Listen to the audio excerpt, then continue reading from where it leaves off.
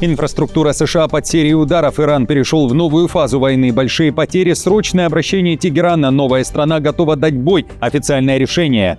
Новый ядерный объект уничтожен. Ракетная атака по столице. Бункерные укрытия поражены со специалистами. Чрезвычайное положение, удар по россиянам. Пылает российское судно. Судьба экипажа неизвестна. Кто стоит за атакой? 4 недели на выживание. Европе грозит экономический кризис, а Путину победа. Почему Москва названа главным бенефициаром войны на Ближнем Востоке?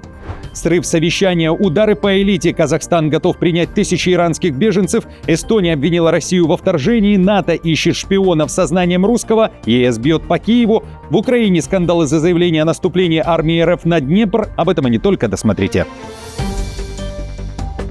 Друзья, всем привет, это «Время Прядко», коротко, четко и по делу о том, о чем говорят в мире. Но начну с короткого обращения. Накануне вы прислали сотни сообщений о появлении фейковых каналов, которые используют мое имя, фамилию, голос, просто воруют видео целиком или подписывают свои ролики «Время Прядко». Знаете, что у меня только один канал, этот, я всегда в кадре, живой, может порой уставший, но не сгенерированный, и других каналов, даже с созвучными названиями, у меня нет. Так что оставайтесь со мной и ничего не путайте. Спасибо за поддержку, и я начинаю.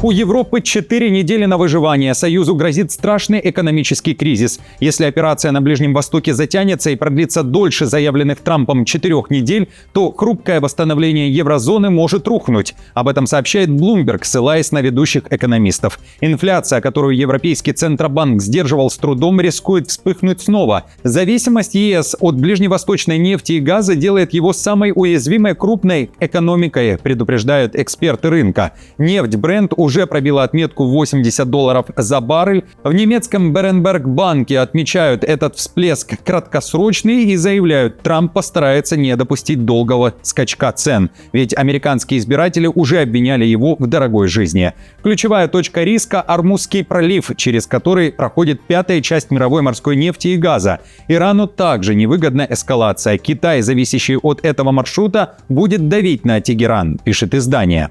Если конфликт будет краткосрочным и рост цен на энергию окажется временным, ущерб будет ограниченным, заявили экономисты Bloomberg Economics Антонио Борозо и Симона Делле Каяе. Однако затяжная война, удерживающая цены на нефть и газ на высоком уровне, может вынудить правительство увеличить расходы, чтобы защитить избирателей от роста цен и усилить давление на действующих лидеров. Удары по Ирану стали превентивными и оправданными. Тегеран готовился атаковать первым, поэтому США и Израиль нанесли удар на опережение. Такое заявление сделал Трамп на встрече с Мерцем в Белом доме. Война на Ближнем Востоке не утихает. Стороны заявляют о точных, смертельных и мощных ударах по важным объектам стран. Срочное обращение сделал Иран. Он обратился к Европе. Тегеран пригрозил ударами по европейским городам, если страны ЕС присоединятся к войне против Ирана. Вот что заявили в МИД Ирана.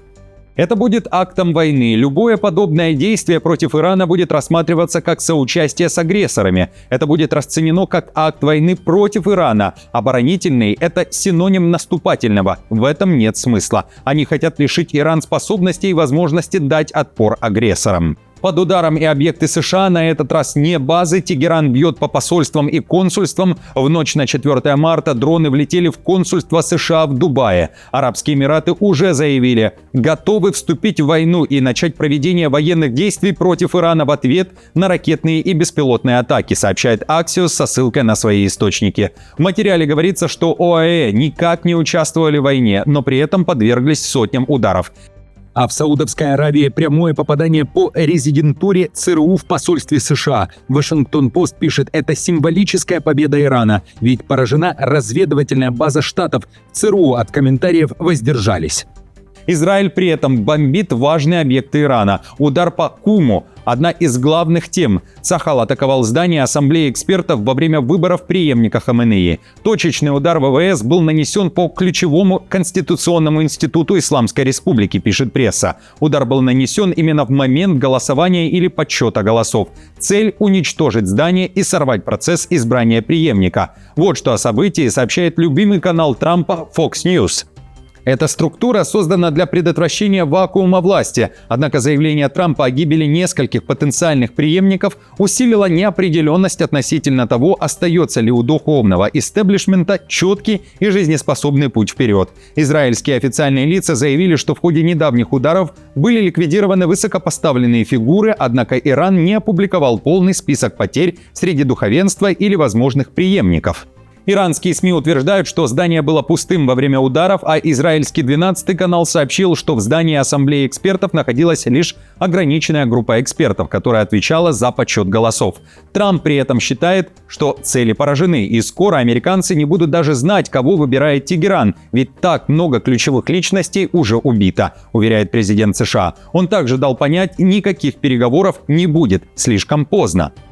Большинство людей, которых мы имели на примете, мертвы. Так что, знаете, у нас были некоторые из той группы, которая мертва, а теперь у нас есть другая группа. Возможно, они тоже мертвы, по данным отчетов. Думаю, придет третья волна. Скоро мы вообще никого не будем знать. По данным Цахал, атакован и секретный ядерный объект Тегерана. Речь о комплексе Минзадехей. По данным армии, именно там Иран продолжал разработку ключевых компонентов ядерного оружия. Тегеран, как утверждает Израиль, перенес инфраструктуру под землю и продолжил работу. Разведка Цахал продолжала отслеживать деятельность этих ученых и определила их новое местоположение на этом объекте таким образом, что это позволило нанести точный удар по секретному подземному комплексу. Удар устраняет ключевой компонент в возможностях режима Ирана по разработке ядерного оружия и входит в серию ударов, проведенных в рамках операции «Рычащий лев», которые были необходимы для ликвидации ядерной угрозы со стороны Ирана. Иран же заявляет, готов нанести удар по Нетаньяху, его маршруты вычислены и ему стоит быть начеку. Планы озвучил советник убитого Хаменеи, цитирую. Ракетные объекты до атак были эвакуированы, и объекты, подвергшиеся ударам, были пустыми. Они уничтожают центры и здания, в которых нет ни личного состава, ни бойцов корпуса стражи Исламской революции, ни членов Басидж. А разведывательная структура Исламской республики полностью осведомлена о целях противника вокруг Ирана, а также о целях США и Израиля. Мы знаем место проведения совещаний Нетаньяху, и наша база данных полностью укомплектована. Путин – единственный несомненный победитель войны с Ираном. Об этом пишет Bloomberg. В материале говорится, что пока США тратят томагавки на Иран, Украина теряет шанс получить эти ракеты, а Россия выигрывает время. Затяжная война на Ближнем Востоке опустошает американские арсеналы и подталкивает вверх цены на нефть, наполняя российский бюджет. Кремлю сейчас выгоднее всего, чтобы конфликт с Ираном продолжался как можно дольше. Меньше ракет у Киева, слабее давление на российские войска на фронте. В этой геополитической игре Москва может оказаться главным бенефициаром, говорится в материале. Любая длительная блокировка Ормузского пролива или разрушение экспортной инфраструктуры стран Персидского залива может оживить рынок российской энергетики, находящийся под санкциями. Танкерные партии нефти, простаивавшие без покупателей после давления США на Индию сократить закупки у Москвы, вероятно, найдут новых клиентов.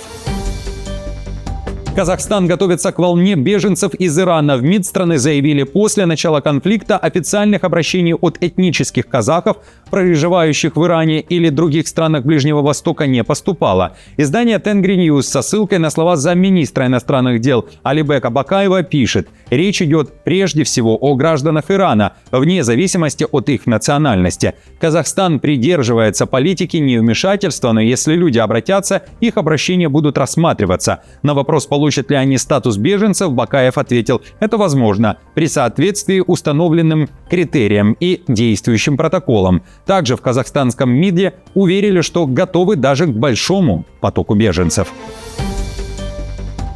Российское судно атаковано, нанесен точный удар, судьба экипажа неизвестна. У берегов Ливии в Средиземном море горит танкер с сжиженным природным газом под флагом России Arctic Метагаз. Об этом сообщает Рейтер, ссылаясь на источники в сфере судоходства и морской безопасности. Видеозаписи охваченного огнем танкера быстро распространились в соцсетях. Судно, находящееся под санкциями США и Великобритании, в последний раз сообщало о своем положении в понедельник. Тогда газовоз был у побережья Мальты. По словам одного из источников издания, вероятно, танкер был атакован морским дроном. Также источник предположил, что эту операцию могла провести Украина. Однако доказательств предоставлено не было. Официальных комментариев из Москвы и Киева на момент записи выпуска также не было. Эстония обвинила Россию во вторжении. Дипломатический скандал между Таллином и Москвой разгорелся из-за российского ледокола «Мурманск». Как сообщает МИД Эстонии, судно РФ вторглось в территориальные воды страны. Ледокол был замечен в районе острова Вайнлоо в Финском заливе. Ледокол прибыл, чтобы освободить застрявший во льду танкер «Олимпийская дружба», однако без разрешения Таллина. В Министерстве иностранных дел подчеркнули, ледокол не ответил на вызовы эстонского флота и находился в пределах территориальных вод Эстонии 4 минуты. По факту нарушения границ Сталин вызвал на ковер российского дипломата. Ему вручили ноту с жестким напоминанием. Правила в территориальных водах обязательны даже в сезон ледоколов. Обычно иностранные суда должны уведомлять Эстонию минимум за 48 часов, но из-за льдов власти готовы сокращать этот срок до 6 часов. Страна НАТО, сосед России, ищет тайных агентов со знанием русского языка. Официальное предложение о работе появилось на сайте Финской службы безопасности и разведки. Потенциальным агентам обещают зарплату до 5500 евро в месяц. Опыт работы в спецслужбах не обязателен, сказано в публикации. В первую очередь агентурная разведка заинтересована в кандидатах, владеющих русским или китайским языком. Однако также могут рассматриваться претенденты со знанием французского, испанского или менее распространенных языков. В дальнейшем агенты будут заниматься разведоперациями в Финляндии, а также за рубежом, отмечается в описании вакансии. Работа заключается в получении разведданных от других людей посредством личного взаимодействия. Рассматриваются резюме граждан Финляндии, а также кандидатов с двойным гражданством.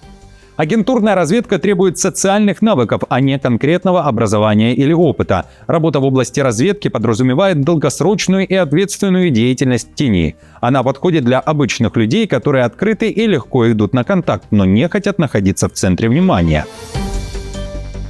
ЕС усиливает давление на Киев. Брюссель требует пустить экспертов на поврежденный нефтепровод «Дружба», но получает отказ. Официальная версия отказа – из соображений безопасности. Об этом пишет Financial Times. Один из высокопоставленных дипломатов ЕС заявил, что Киев забил гол в свои ворота, дав властям Венгрии повод заблокировать кредит Украине на 90 миллиардов евро. Венгрия и Словакия обвиняют Украину в преувеличении последствий российского удара по трубопроводу. В украинском министерстве энергетики заявили, нефтепровод вспыхнул после удара, под огнем оказался крупнейший в Европе резервуар с десятками тысяч кубометров нефти. Чтобы не допустить экологической катастрофы, топливо экстренно перекачивали прямо во время пожара, пока оно буквально кипело, цитирую. Таким образом, нефть фактически находилась в состоянии кипения. Большая часть внутреннего оборудования нефтепровода, различные датчики и другое оборудование внутри этого нефтепровода были повреждены из-за температурных условий. Снаружи это не видно, но объем работ значительный. Сейчас «Нафтогаз» завершает работы. После завершения будет рассчитана смета, определены сроки и необходимые средства для ремонта и для того, чтобы можно было физически продолжить эксплуатацию этого нефтепровода. Путин при этом сделал комплимент, он выразил восхищение действиями Орбана. Телефонные переговоры между Москвой и Будапештом состоялись накануне. В разговоре с Орбаном Путин восхитился его взвешенной, как заявляется, позицией по Украине. Цитата.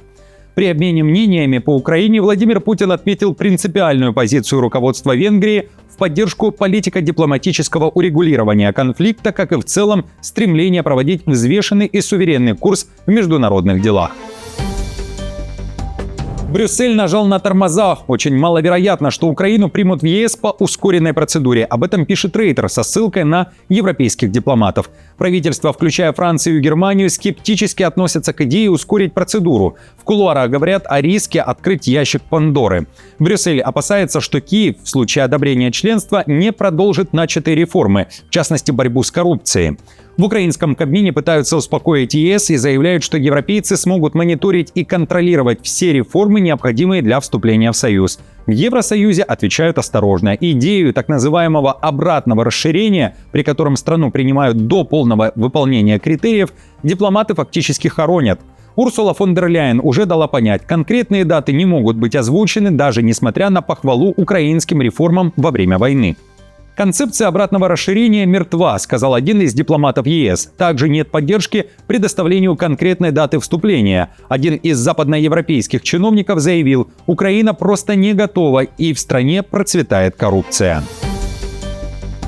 Одна из важных целей России – город Днепр, стоящий, как и Киев, на двух берегах реки Днепр. Об этом пишет издание «Le Monde» со ссылкой на мэра города Филатова. Цитирую. «Бессильный, но не сломленный, он знает, что захват его города в случае нового наступления стал бы приоритетной целью для российской армии и ознаменовал бы настоящий поворот в войне». «Le Monde» пишет об истории города и его расположении на пересечении направлений к Донбассу и югу страны и выполняет важную военную и логистическую функцию. При этом местные власти подчеркивают, что Днепр готовится к возможному усилению угрозы на фоне приближения линии фронта, так как бои уже идут в Днепропетровской области.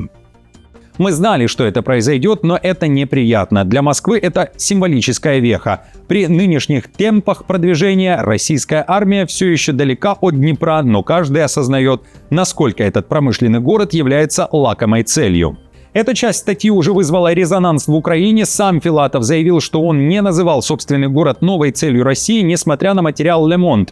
По его мнению, фейк о приоритетной цели возник из-за намеренного искажения текста украинскими телеграм-каналами. Филатов подчеркивает, что сознательно избегает комментариев по военным и политическим вопросам. Далее процитирую, что написал мэр мегаполиса после возникшей паники. Текст содержит сложные обороты, называет Днепр сердцем Украины и погружает читателя в различные исторические экскурсы. Впрочем, я не буду давать оценок тому, до чего еще дописался уважаемый журналист. Лишь отмечу, что опубликованный материал – это действительно крутое эссе о поиске идентичности крупного промышленного города, но никак не интервью с прямой речью. Друзья, любви, мира и хорошего дня. Спасибо за поддержку, хороших новостей и до встречи уже завтра.